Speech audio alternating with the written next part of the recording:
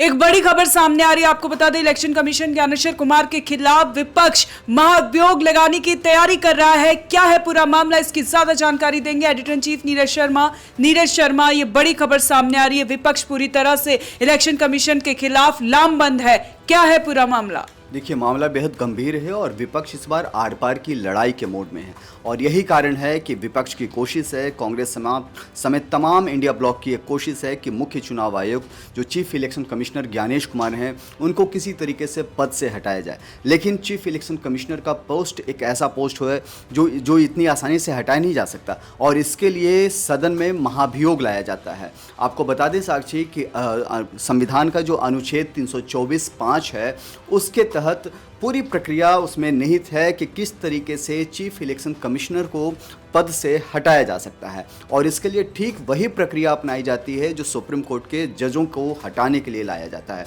यानी कि महाभियोग का। और जब महाभियोग को लाया जाता है तो उसके लिए पूरी प्रक्रिया उसमें विदित है, उस पर हम बाद में चर्चा करेंगे साक्षी। लेकिन आपको बता दें कि ये पूरा मामला जो है, जो वोट चोरी का जो आरोप आजकल लगा रहे हैं राहुल गांधी और तमाम इंडिया ब्लॉक के जो बाकी सदस्य हैं, बाकी जो दल हैं, वो वोट चोरी का आरोप लगाते रहे हैं।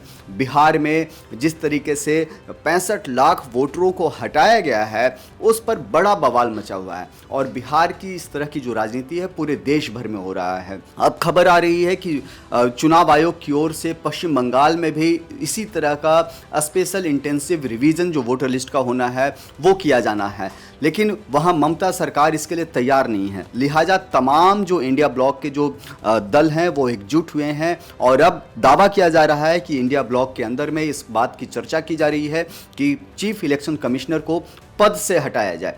दरअसल 6 साल या 65 साल की उम्र है जो संविधान में निहित है चीफ इलेक्शन कमिश्नर के पद के लिए।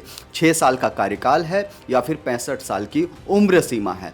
दोनों में से पहले जो कुछ भी हो जाएगा उसके पहले ज्ञानेश कुमार को हटाया जा सकता है। नंबर 1 तो ये है। दूसरी बात है साक्षी कि और अगर हटाया जाता है तो उसके तरीके क्या हैं, महाभियोग क्यों लाया जा रहा है।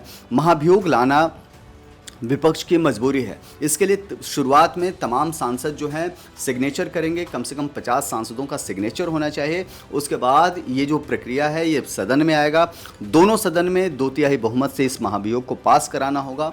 फिर राष्ट्रपति की अनुशंसा होगी, इस पर अनुमोदित करेंगे राष्ट्रपति, तब जाकर के चीफ इलेक्शन कमिश्नर को उनके पद से हटाया जा सकता है। फिलहाल जो राजनीति है वो देश में बहुत अलग तरह की राजनीति की जा रही है।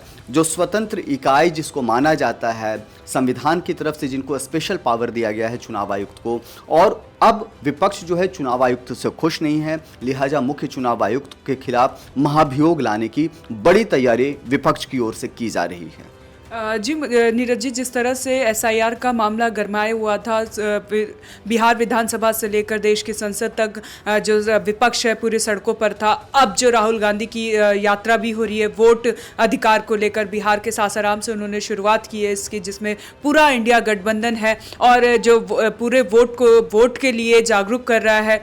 तो ऐसे में अब जो इलेक्शन कमीशन के खिलाफ जो महाभियोग लाया जाएगा, आखिर वो लाया कैसे जाता है, क्या होता है? देखिए, जैसे हमने अभी आपको बताया कि सदन में पहले तो सांसदों के सिग्नेचर्स चाहिए, मिनिमम 50 सांसदों के सिग्नेचर चाहिए, तब वो सदन में आएगा और 2/3 बहुमत से पास किया जाएगा। आपको बता दें साक्षी कि अभी हो क्या रहा है कि मुख्य चुनाव आयुक्त के खिलाफ महाभियोग लाने की जो तैयारी की जा रही है उसके पहले ये पूरी लड़ाई जो है संसद से लेकर के सदन तक में लड़ी गई, सुप्रीम कोर्ट में लड़ी गई। सुप्रीम कोर्ट ने बिहार के मैटर्स में हरी झंडी दी, करीब 65 लाख वोटरों के नाम काटे गए। अब सवाल जवाब का और आरोप प्रत्यारोप का दौर जारी है। राहुल गांधी इलेक्शन कमीशन पर आरोप लगा रहे हैं कि इलेक्शन कमीशन पक्षपात कर रहा है और इलेक्शन कमीशन साफ साफ कह रहा है कि वो किसी तरह का पक्षपात नहीं कर रहा है, बल्कि वो एक प्रक्रिया का अनुपालन कर रहा है जिसके तहत एक जगह पर ही वोटर लिस्ट सही से तैयार किया जा सके।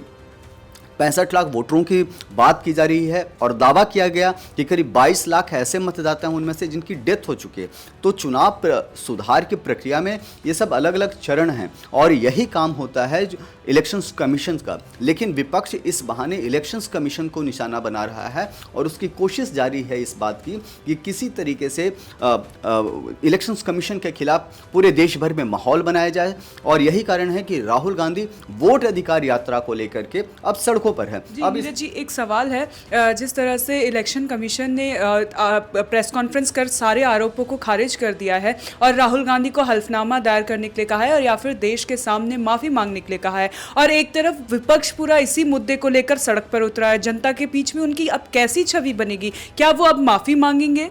देखिए, हलफनामा इलेक्शंस कमीशन बार बार इस बात के लिए इसलिए कह रहा है क्योंकि राहुल गांधी आरोप लगा रहे हैं और उससे देश की जो जनता है वो भ्रमित हो रही है। लिहाजा हलफनामा का मतलब हो गया एफिडेविट के तौर पर मांगा जा रहा है ताकि बाद में राहुल गांधी को चैलेंज किया जा सके कि वो जो कुछ भी कह रहे हैं वो केवल आरोप नहीं है, यूं ही कुछ कही हुई बातें नहीं है, क्योंकि एक संवैधानिक पद और संवैधानिक पोजीशंस पर जो लोग बैठे हैं उनके खिलाफ इस तरह का बात, अनर्गल प्रलाप जो है राहुल गांधी कर रहे हैं। इसीलिए उनसे एफिडेविट देने की मांग की गई है इलेक्शंस कमीशन की ओर से। अभी आपको बता दें साक्षी कि अभी हाल ही में एक मामला सामने आया था, सुप्रीम कोर्ट में इस बात की सुनवाई हुई जिसमें राहुल गांधी पर एक सख्त टिप्पणी की गई थी। जब गलवान घाटी में चीनी सैनिकों के साथ जब भारतीय सैनिकों की झड़प हुई थी, उसको लेकर के राहुल गांधी ने कुछ ऐसा बयान दिया था जो देश हित में सही नहीं था। लिहाजा सुप्रीम कोर्ट ने कहा इस बात को कि राहुल गांधी जिस पोजीशंस पर आप हैं और आपको अपनी पोजीशन का ख्याल रखते हुए इस तरह का बयान देना चाहिए। केवल मीडिया में अपनी बातों को बढ़ा चढ़ा करके कहने और रखने के लिए आप नहीं हैं। अगर आप कुछ ऐसा कहते हैं उससे देश की छवि भी धूमिल होती है और देश की एकता और अखंडता को देखते हुए, देश के पोजीशंस को देखते हुए आपको अपना बयान देना चाहिए। और वही बात अभी दोबारा से राहुल गांधी, दरअसल नरेंद्र मोदी की जब से सरकार बनी है तब से राहुल गांधी किसी न किसी मुद्दे पर सरकार को घेरते आए हैं और इस घेराबंदी में कई बार वो उन संस्थाओं की भी घेराबंदी कर रहे हैं जो कहीं ना कहीं संवैधानिक है, जिसको यूं ही टारगेट नहीं किया जा सकता।